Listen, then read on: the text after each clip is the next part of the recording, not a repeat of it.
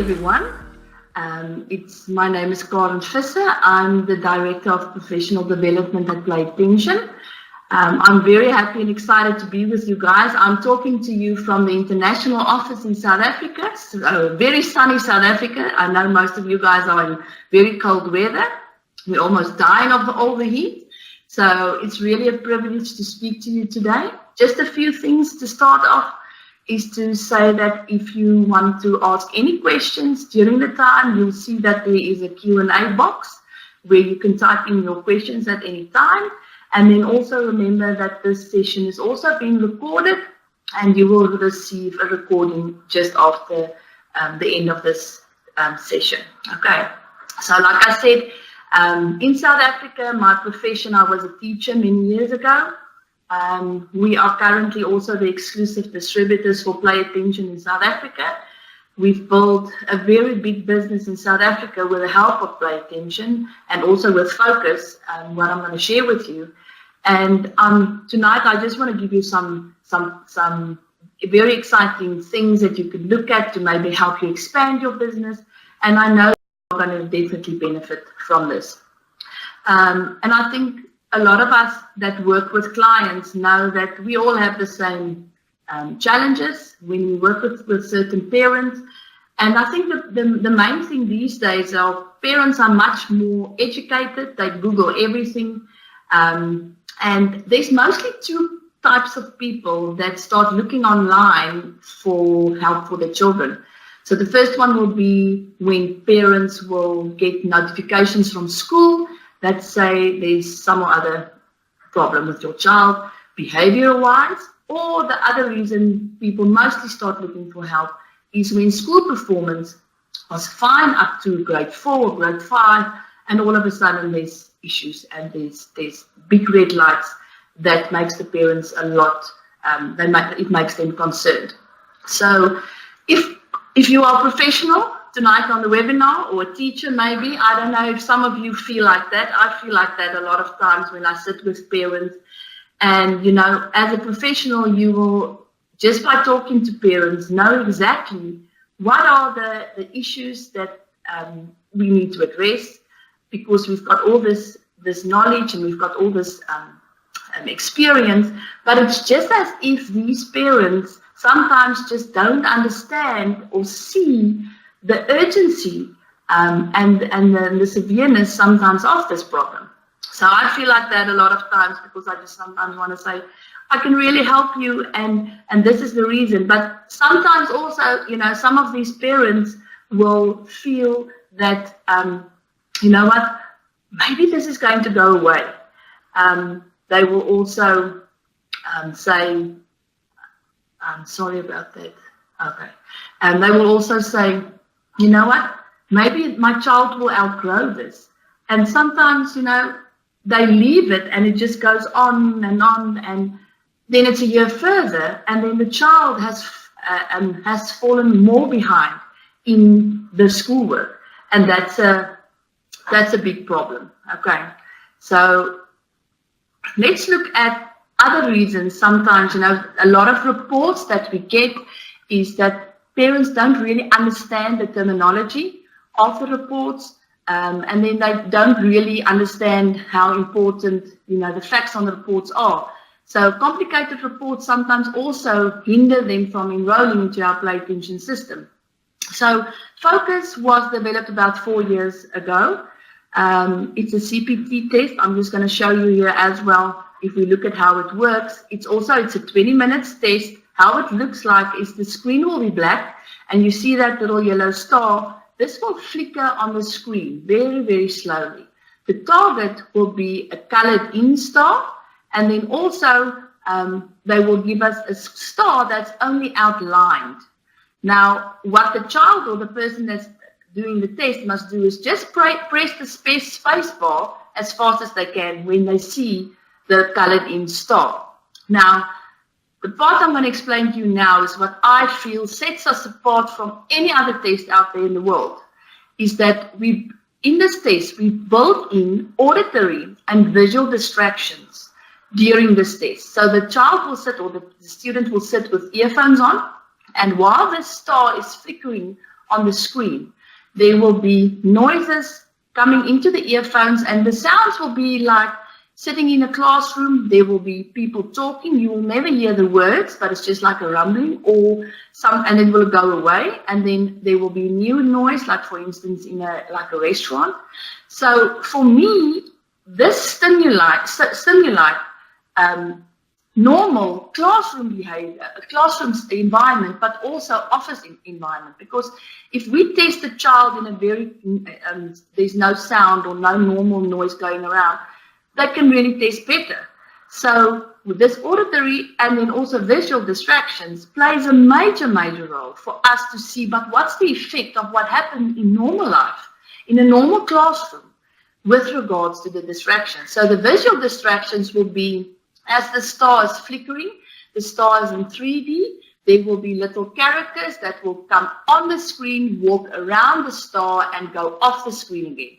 So children or students that you work with that gets visually distracted will forget about the star and just follow this person and see where they're going, or follow the cat that comes onto the screen. And like I said, these two things, the visual and the auditory distractions, really simulates what happens in a classroom or in the office every day. Okay, and we can now measure what the effect are of these distractions on a person's ability to stay focused in class or in an office. So if we look at the 4 aspects that we test, is number 1, and I'll go into each of them as we progress through the slides, is consistency. We measure performance, that's the equivalent of your processing speed. We measure impulsivity, and then we measure the distractibility. The nice thing about that is that if you get, and you'll see how the report looks like now, it becomes much more realistic for the parent and also for the teacher that works with a child. If we see that this child is visually distracted, don't put him in the front of in the back of the classroom. Put him in the front of the classroom. But I'll get to that.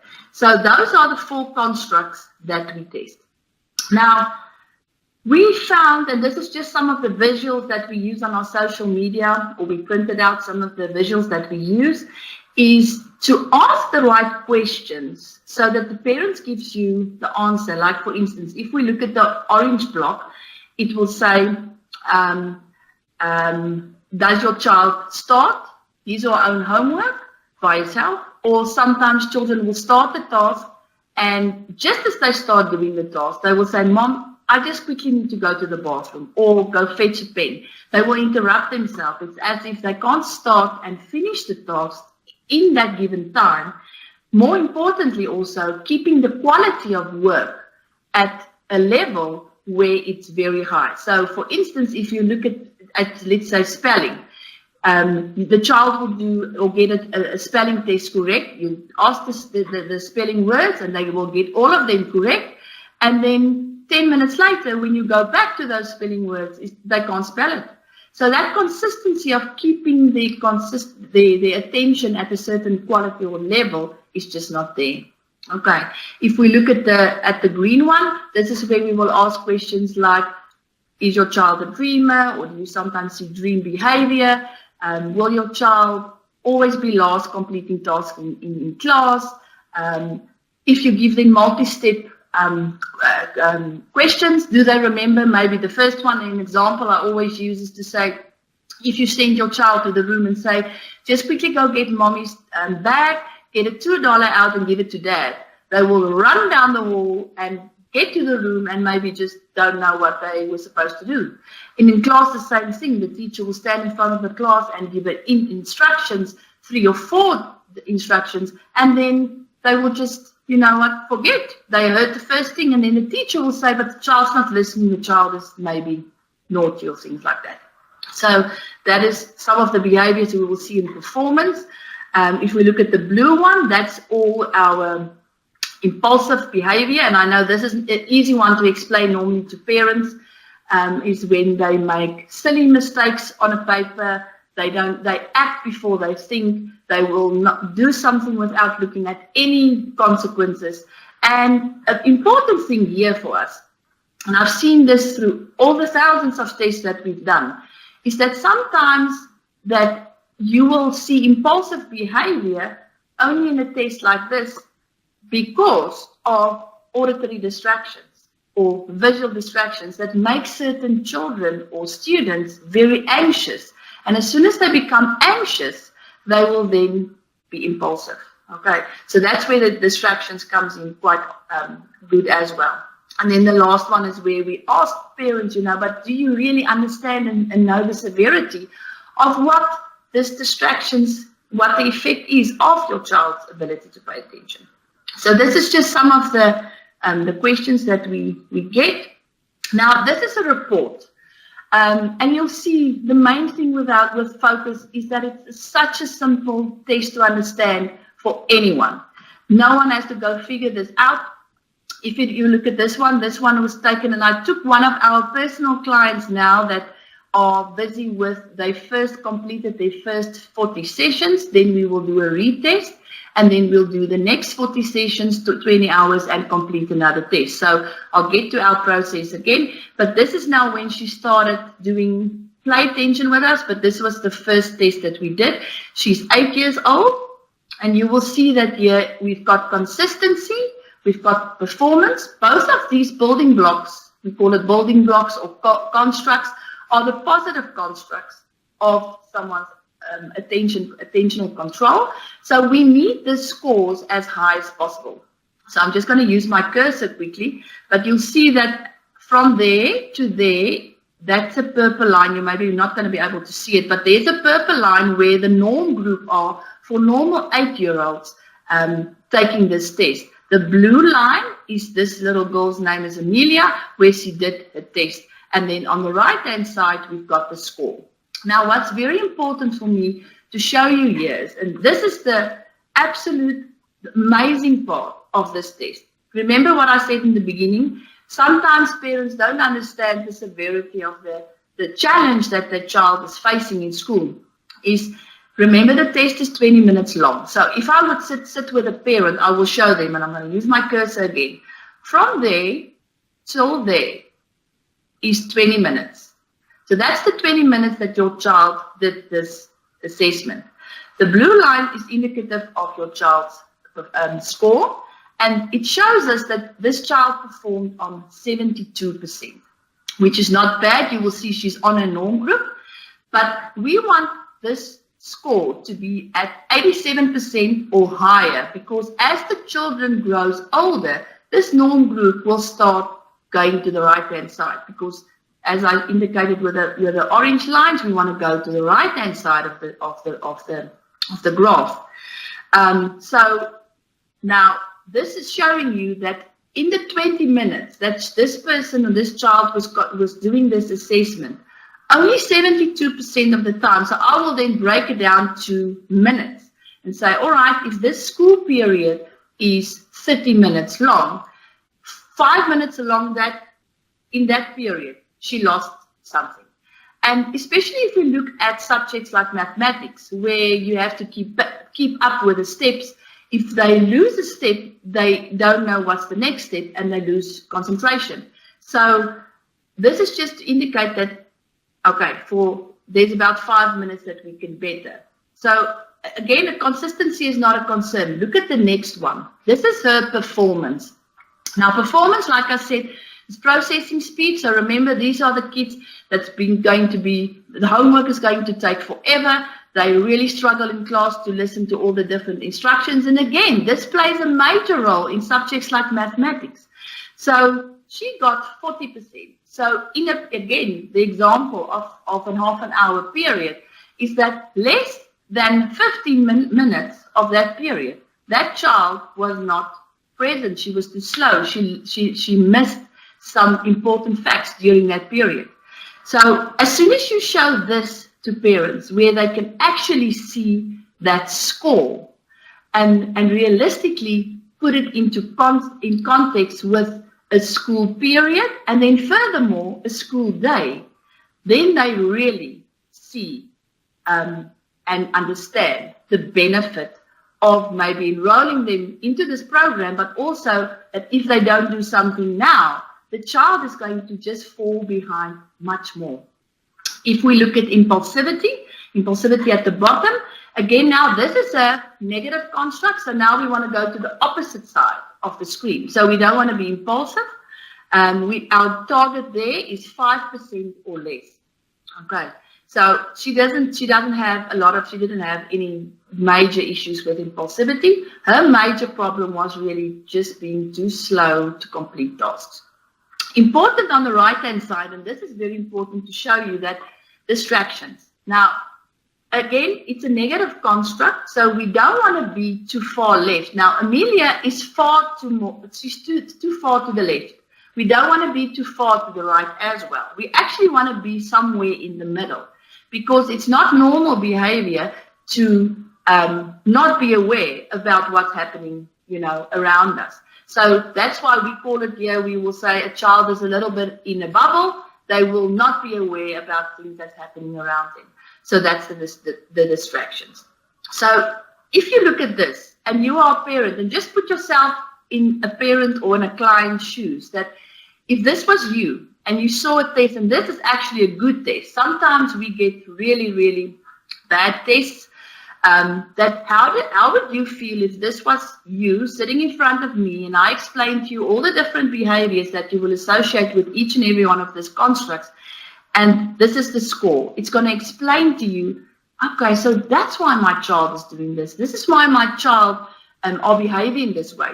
What we also do here that works like a charm is, as soon as I assess a child, I will ask the parent permission to go and see the child's school teacher. I will then, exactly as if this teacher is a parent, I will do this feedback session with a teacher exactly the same way.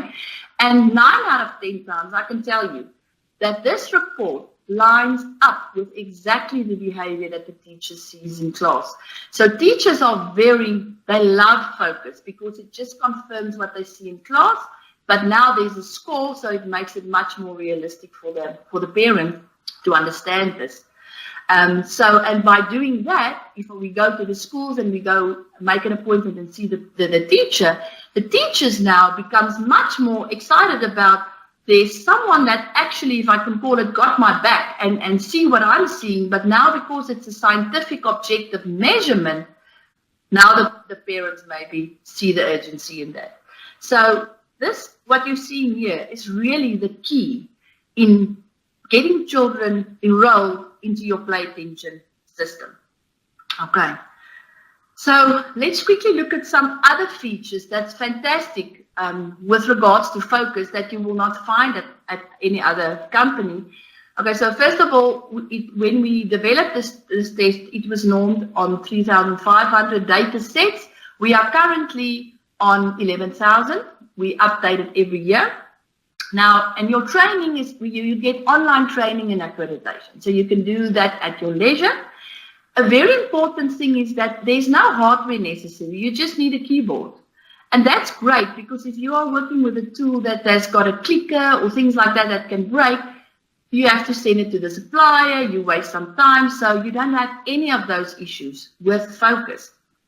Another one that is if a parent, maybe you get a walk-in client, and now you don't have a credit on your system, you can't test the child because you first have to put in an order to the company and order credit. With focus, you don't need any credits beforehand.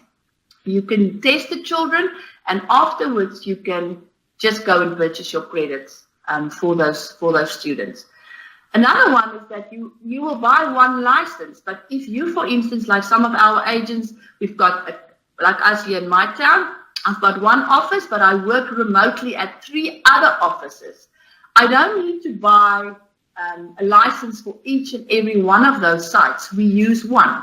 So you can use one license on multiple systems. You don't have to buy separate ones.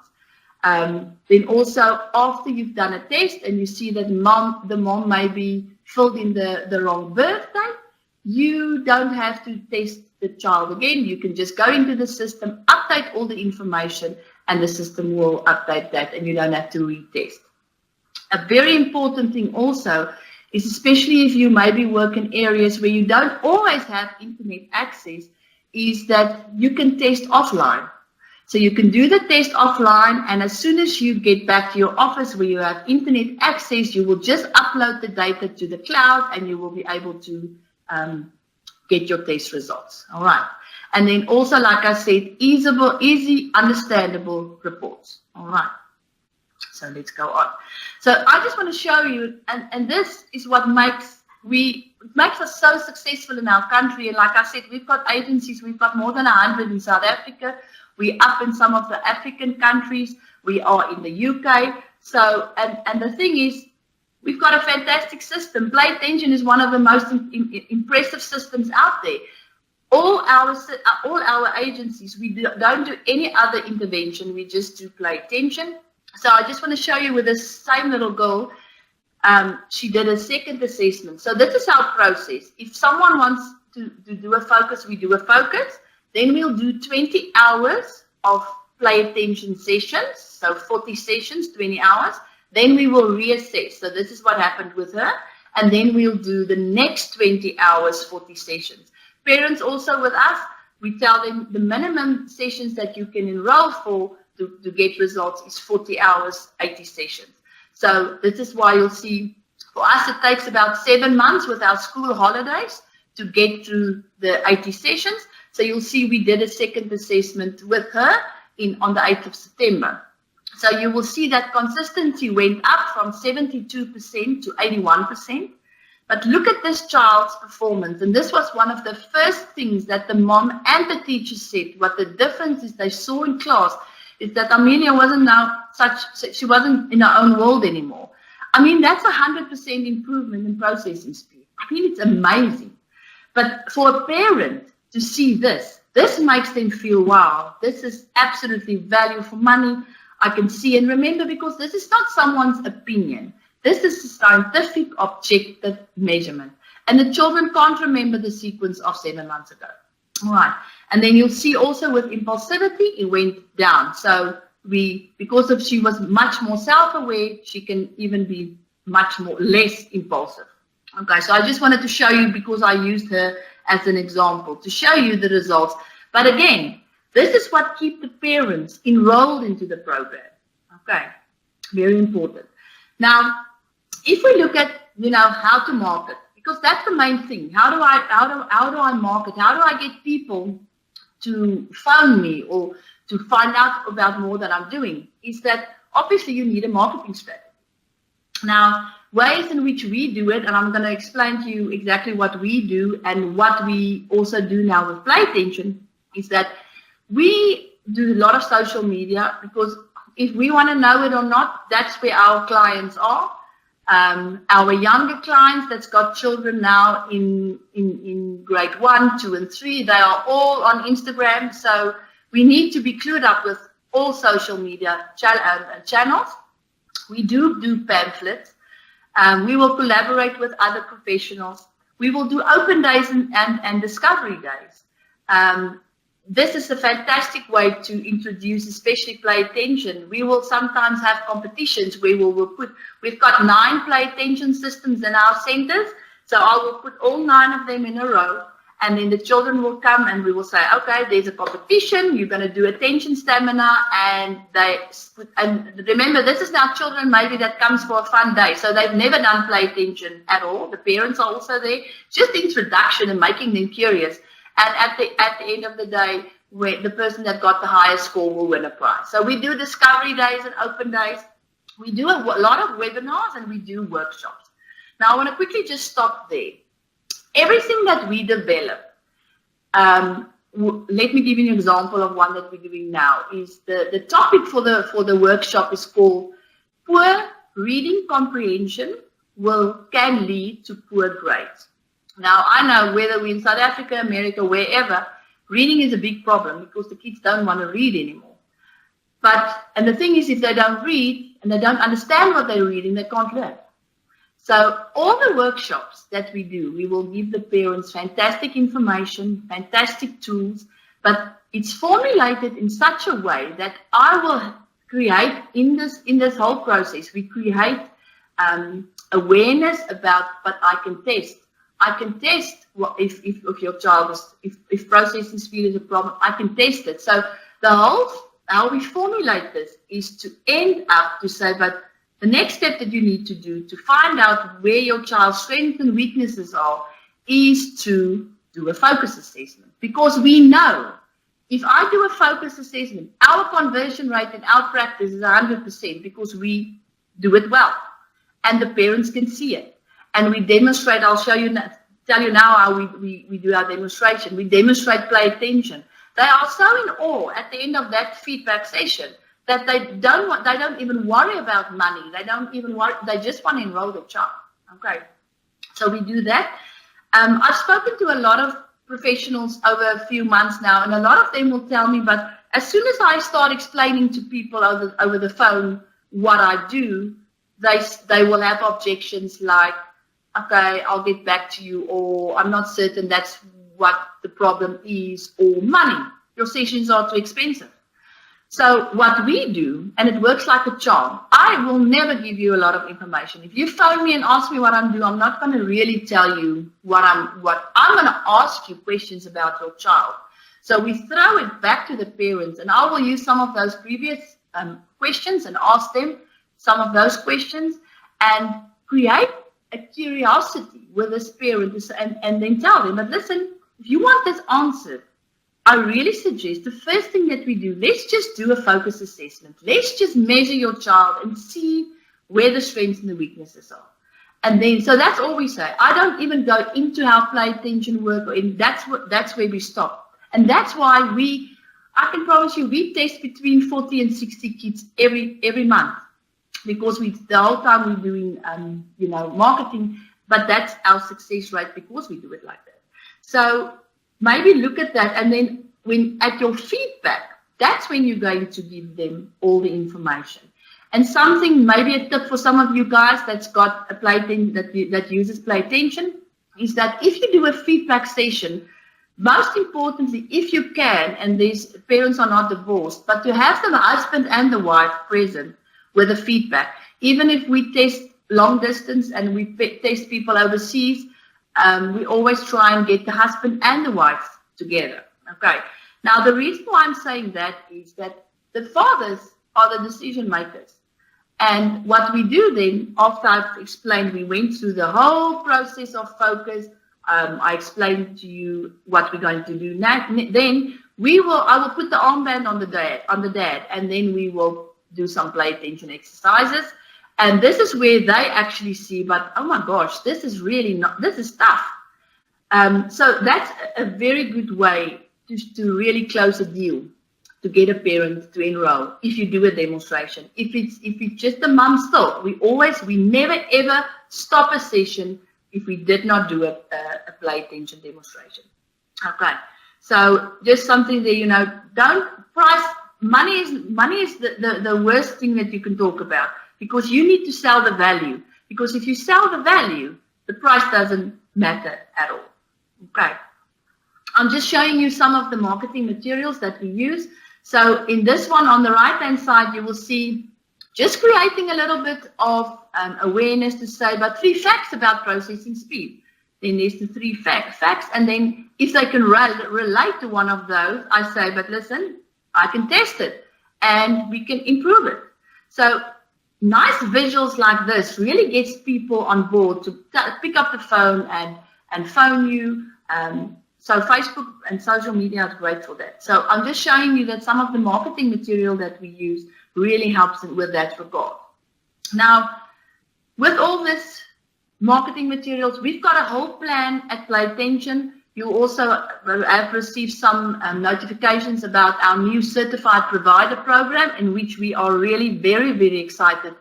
I'm not going to talk about it now, but this is where, if you want to get hold of all the materials that we use, the workshops that we talked about, this is where we do it. And we give you everything. You don't have to lift a finger. The presentations is done for you. The videos, how to present. And remember, this workshops, for instance, you can do them on a webinar, or you can actually go to a school and do it there. But I just wanted to show you. So we've got 3 options there: a bronze, a silver, and a gold. And this is also some of the materials, like I said. Remember, parents, first, before they make a decision, we've got a saying to say that people first need to know you, then they have to like you, then they're going to trust you. So it's harder work these days to get people to really pick up the phone. You have to give them more. But yeah, we give them more. We've got ebooks. We've got a lot of extra e-magazines that we use. So this is just some of the pamphlets. I just wanted to show you some of those. Now, what does Focus cost? So Focus accreditation and software is going to cost you only $800. Okay? If you purchase credits to get reports, that's only going to cost you $15.